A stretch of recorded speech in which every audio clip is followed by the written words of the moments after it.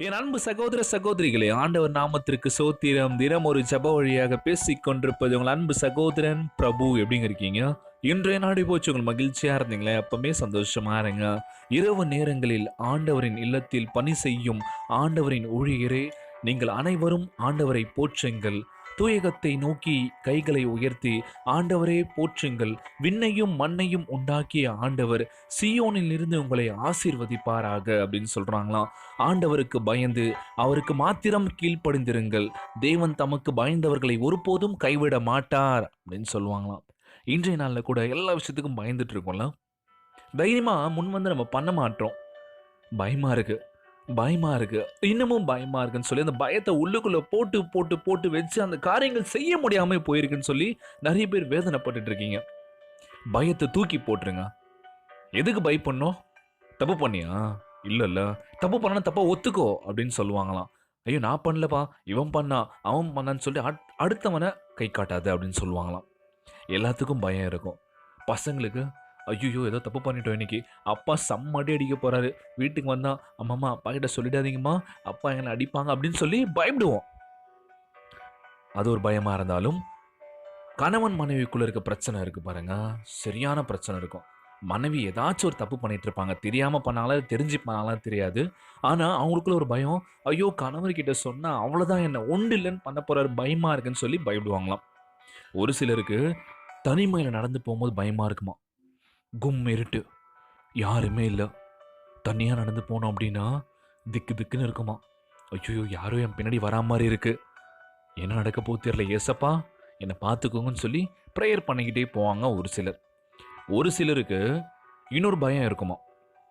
என்ன பயம் அப்படின்னா, ஆஃபீஸில் ஏதாச்சும் ஒரு விஷயம் பண்ணியிருப்பீங்க. ஐயோ தப்பாக ஆரம்பிச்சிட்டேன், இது பாஸ் ஒரு வழி பண்ண போகிறாரு, என் வேலையே போகுது, இதுக்கப்புறம் நான் எங்கே போவேன்னு சொல்லிட்டு அந்த ஒரு பயம் இருக்கும். ஸோ இப்படி ஒவ்வொரு பயங்கள் நம்ம வாழ்க்கையில் தினசரி நம்ம சந்திக்கிறோம். ஆமாவா இல்லையா? கண்டிப்பாக கமெண்ட்டில் சொல்லுங்கள். பிரதர் இன்னமும் பயத்தில் தான் பிரதர் இருக்கேன் அப்படின்னு சொல்லுவாங்க நிறைய பேர். ஸோ தயவு செய்து யாரும் பயப்படாதீங்க. ஏன்னா நம்ம ஆண்டவராகிய இயேசு கிறிஸ்து நம்ம கூட உறுதுணையாக இருக்கும்போது எதுக்கு பயப்படணும்? நான் இருக்கா, கவலைப்படாதா, உனக்கு எது கரெக்டுன்னு படுதோ பண்ணிவிடு, அவ்வளோதான். ஏன் பயப்படணும்? பண்ணலாமா வேணாமா நான் அந்த அரமானசோட பண்ணாத, முழுமையாக பண்ணு, பார்த்துக்கலாம், யார் என்ன சொன்னாலும் கவலைப்படாத அப்படின்னு சொல்லி நம்மளே நம்ம பூஸ்ட் பண்ணிக்கணுமா. அப்போதான் நம்ம மற்றவங்களுக்கு ஒரு முன் மாதிரியா, பாருங்க அந்த பையன் எவ்வளோ போல்டாக பேசினா, இங்கே பயந்தா அங்கே போய் இப்படி தெரிக்க விட்டான் பார் அப்படின்னு சொல்லுவாங்களாம். ஸோ அதனால யார் என்ன சொன்னாலும் கவலைப்படக்கூடாது. நமக்கான பாதையில் நம்ம கரெக்டாக போகிறோன்றது நமக்கு தெரியும். அடுத்தவன் 1000 சொல்லுவான், ஏன் 2000 கூட சொல்லலாம், பிரச்சனை இல்லை. சொல்கிறவன் சொல்லிக்கிட்டே தான் இருப்பான். நம்முடைய கால்கள் நிற்காமல் ஓடிக்கிட்டே இருக்கணும். ஏன்னா நம்ம கொடுத்த பாதைகள் நம்ம ஆண்டவராகிய இயேசு கிறிஸ்துவின் பாதை, அது கரெக்டாக தான் இருக்கும்.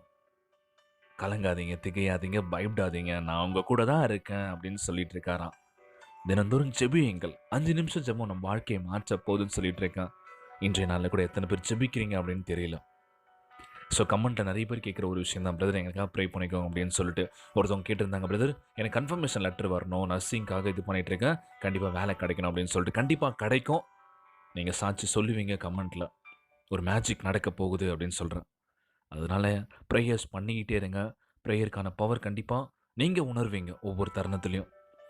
அதனால் பயப்படவே கூடாது, தைரியமாக ஒவ்வொரு அடியும் எடுத்து வைங்க.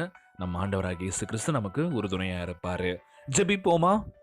என்னை மிகவும் அதிகமாய் நேசிக்கின்ற என் அன்பின் ஆண்டவரே, நான் உமக்கு முன்பாக நடுங்குகின்றேன் ராஜா.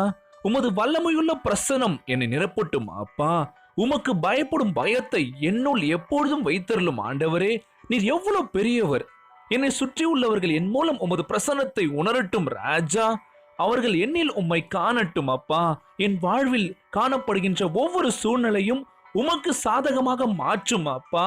என்னை பலப்படுத்தி என்னோடு கூடவே இரும் ஆண்டவரே. இந்த ஜெபத்தை கேட்டுக்கொண்டிருக்கும் அனைவருக்காக ஜெபிக்கக்கூடிய நேரம் இது. எல்லோரையும் ஆசீர்வதிங்கப்பா. இன்னமும் எல்லோரும் பயந்துகிட்டே வாழ்ந்துட்டு இருக்காங்க. ஒவ்வொரு நாளும் யாராச்சும் எதனா சொல்லிடுவாங்களோ, நம்ம மேல எதாவது தப்பு வந்துருமோன்னு சொல்லிட்டு ஒவ்வொரு நாளும் கடந்துட்டு இருக்காங்க. அவங்க பயப்படக்கூடாதுப்பா. நீங்க அவருக்கு உறுதுணையா இருந்து ஆறுதலா ஒரு ஆலோசகரா இருங்கப்பா. ஒவ்வொரு பெற்றோர் பிள்ளைகளை எல்லோரையும் ஆசீர்வதிங்க. யாருக்கு இந்த கஷ்டங்கள் துன்பங்களை கொடுத்துறாதீங்கப்பா. மன மகிழ்ச்சியோட மன நிறைவோடு இருக்க வேண்டும் என்று இந்த ஜெபத்தை இயேசுவின் நாமத்தினாலே ஜெபிக்கின்றேன் நல்ல பிதாவே, ஆமேன் ஆமேன். தினந்தோறும் ஜெபியுங்கள்.